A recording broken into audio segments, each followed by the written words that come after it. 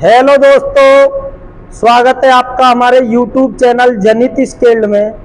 दोस्तों, आज मैं बहुत ही महत्वपूर्ण टॉपिक पर वीडियो बना रहा हूं और टॉपिक है फायर सप्रेशर सिस्टम। तो दोस्तों, आज हम फायर सप्रेशर सिस्टम के बारे में प्रॉपर लाइव समझेंगे।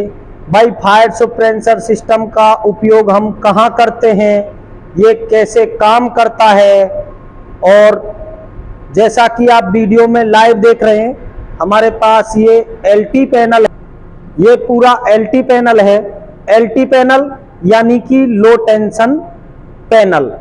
यहीं से हमारे पूरी बिल्डिंग के लिए सप्लाई जाती है। तो दोस्तों, फायर सप्रेशर सिस्टम के बारे में समझेंगे। भाई, इसके क्या क्या लाभ होते हैं और ये कैसे कैसे वर्क करता है। तो चलिए दोस्तों, स्टार्ट करते हैं वीडियो को। दोस्तों, जैसा कि आप साफ देख सकते हैं, फायर सप्रेशर सिस्टम। दोस्तों, आप सभी लोगों को पता है, भाई फायर एक्सटिंग्विशर का उपयोग हम आग को बुझाने के लिए करते हैं। तो दोस्तों, वो हमारे मैनुअल सिस्टम होते हैं। जिस प्रकार की आग होती है उसी के अकॉर्डिंग हम फायर एक्सटिंग्विशर का उपयोग करते हैं। और ये फायर सप्रेशर का हमें ये लाभ है कि ये हमारा ऑटोमेटिक रिलीज होता है। तो इसके बारे में प्रॉपर समझेंगे।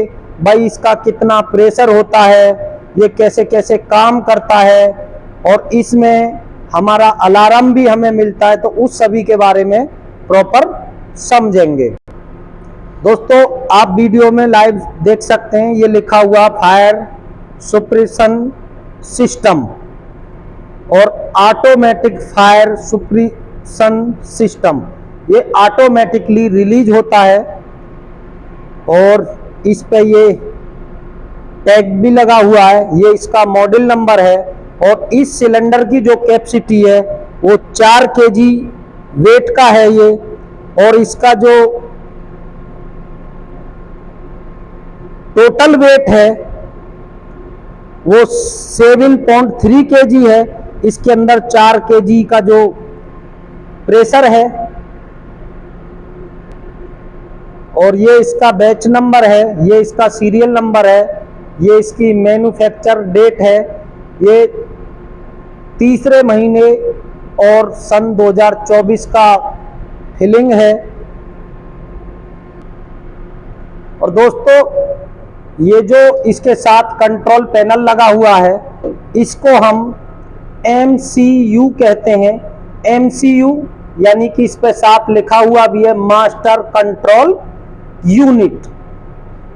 ये मास्टर कंट्रोल यूनिट है। आइए इसके अंदर देखेंगे क्या क्या लगा होता है। तो दोस्तों, इसके अंदर ये एक बजर लगा हुआ है, ये एक PC है, और ये इसके अंदर एक अडेप्टर लगा हुआ है। इनपुट में हमें इसे 220 वोल्ट AC सप्लाई देनी है, और आउटपुट में ये हमें 12 वोल्ट DC सप्लाई निकालेगा। और ये है इसका टॉप। अभी हमने इसको AC सप्लाई दी नहीं है, AC सप्लाई देनी होगी।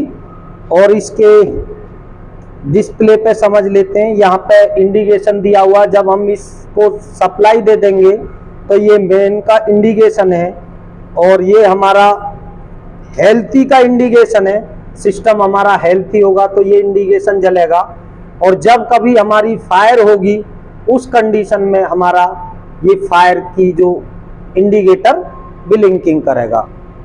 तो ये हो गया दोस्तों फायर सप्रेशन सिस्टम और इसका कंट्रोल पैनल। अब हम इसके बारे में प्रॉपर समझेंगे, भाई ये कैसे कैसे काम करता है। तो दोस्तों, आप लाइव देख सकते हैं, ये हमारा सप्लाई देने का टॉप हो गया, ये हमारी MCU हो गई, और यहाँ से हमने ये कनेक्ट किया है। और ये इसमें जो लगा हुआ है ये है प्रेशर स्विच। ये प्रेशर स्विच है। और दोस्तों, इस प्रेशर स्विच पर हमने 7 बार प्रेशर सेट किया हुआ है। जैसे ही 7 बार से हमारा प्रेशर कम होगा, ये सिस्टम हमारा ऑटोमेटिकली ऑपरेट होने लगता है। और ये इसका जो ऑन ऑफ करने का है, और इसको हमने अभी बंद किया हुआ है।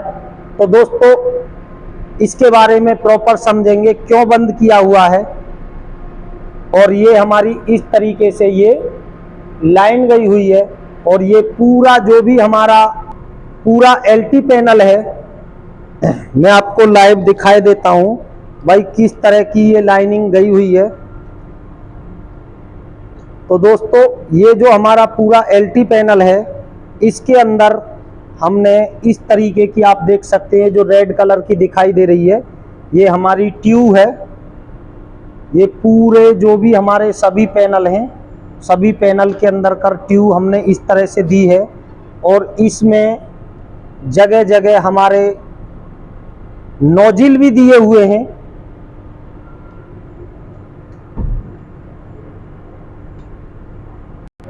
तो आइए दोस्तों अब हम ये समझेंगे कि भाई ये किस कंडीशन में कैसे ऑपरेट होता है।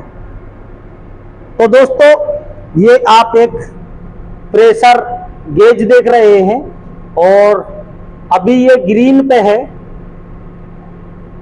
और रेड पे होगा तो ये इसका सिलेंडर का प्रेशर खाली होगा, कम होगा, तब ये रेड पे जाता है।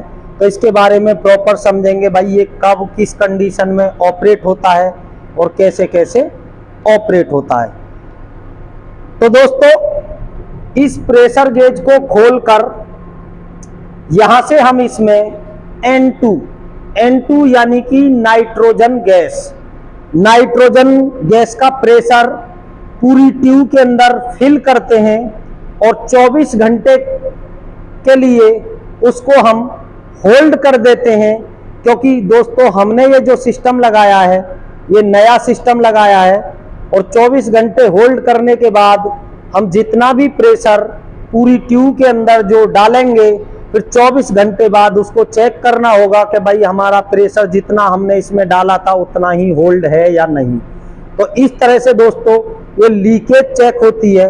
उसके बाद दोस्तों फिर हम इसमें नाइट्रोजन प्रेशर डाल देंगे पूरी ट्यूब के अंदर, जो भी हमारे पूरे एलटी पैनल के अंदर ट्यूब गई है, इसमें नाइट्रोजन प्रेशर होल्ड कर देंगे। और आप सिलेंडर पर साफ देख सकते हैं, इसमें साफ लिखा हुआ भी है, नाइट्रोजन गैस सर्विस प्रेशर 15 बार। इसमें हम 15 बार का नाइट्रोजन प्रेशर होल्ड कर देंगे। और नाइट्रोजन प्रेशर होल्ड करने के बाद फिर हमारा ये जो है स्विच ऑन ऑफ का, इसको हम ऑन कर देंगे। क्योंकि दोस्तों यदि हम पूरी ट्यूब के अंदर नाइट्रोजन प्रेशर होल्ड नहीं करेंगे और जैसे ही हम ये स्विच खोलेंगे, तो इस जो हमारे फायर सप्रेसर सिस्टम के अंदर जो भी गैस है, जो भी हमारा मटेरियल है, वो डिस्चार्ज हो जाएगा। इसलिए हम आगे की लाइन में प्रॉपर 15 बार का नाइट्रोजन प्रेशर रखते हैं और उसके बाद ही ये स्विच को ऑन करते हैं। तो इस तरीके से वो जो हमारा नाइट्रोजन प्रेशर का जो बैक प्रेशर होता है, उसकी वजह से ये हमारा जो फायर सप्रेसर सिस्टम है ये रिलीज नहीं होता। आइए दोस्तों अब हम ये समझेंगे कि ये किस कंडीशन में रिलीज होता है।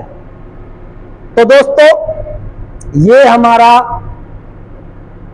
प्रेशर लिमिट स्विच है, यहां पर हमने 7 बार का प्रेशर सेट किया हुआ है।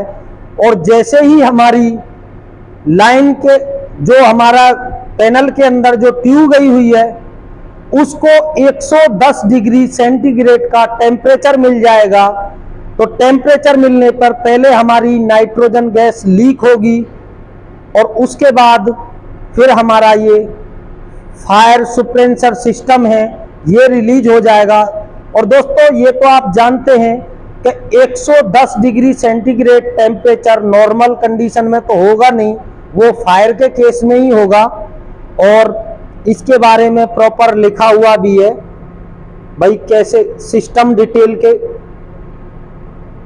Fire suppressor system is a automatic tracking self-executing system that is designed for localized fire suppressor. The system works by using pressurized fire detection tubing that is installed throughout the risk area. This tubing is heat sensitive and when subject to a temperature above 110 degree centigrade or when tubed by flame, the tube will rupture and release the clean agent through horn nozzle. तो दोस्तों ये 110 degree temperature जैसे ही होगा ये हमारा fire suppressor system काम करने लगेगा। तो दोस्तों ये जो हमारी MCU यूनिट है, चाहे कोई फायर का केस होगा तब भी हमारा यहाँ पर अलार्म आएगा, या नॉर्मली हमारा जो नाइट्रोजन प्रेशर है जो 15 बार हमने होल्ड किया है, यदि वो लीक होगा तो उस कंडीशन में भी हमारा ये MCU पैनल अलार्म देगा। और यदि ये नॉर्मली अलार्म दे रहा है, फाल्स अलार्म है, तो इसमें साइड में ये हमारा रीसेट का बटन भी दिया हुआ है, इसको दबाकर हम रीसेट कर सकते हैं। तो इस तरह से दोस्तों ये हमारा जो फायर सप्रेसर सिस्टम काम करता है, ये ऑटोमेटिकली वर्क करता है। तो उम्मीद करूंगा वीडियो आपको पसंद आएगी। वीडियो को ज़्यादा से ज़्यादा अपने टेक्निकल के साथियों को शेयर करें और बने रहिए इसी टाइप की नॉलेजेबल वीडियो देखने के लिए हमारे जनहित स्किल्ड के साथ में। मैं आपका साथी भरत। जय हिंद, जय भारत।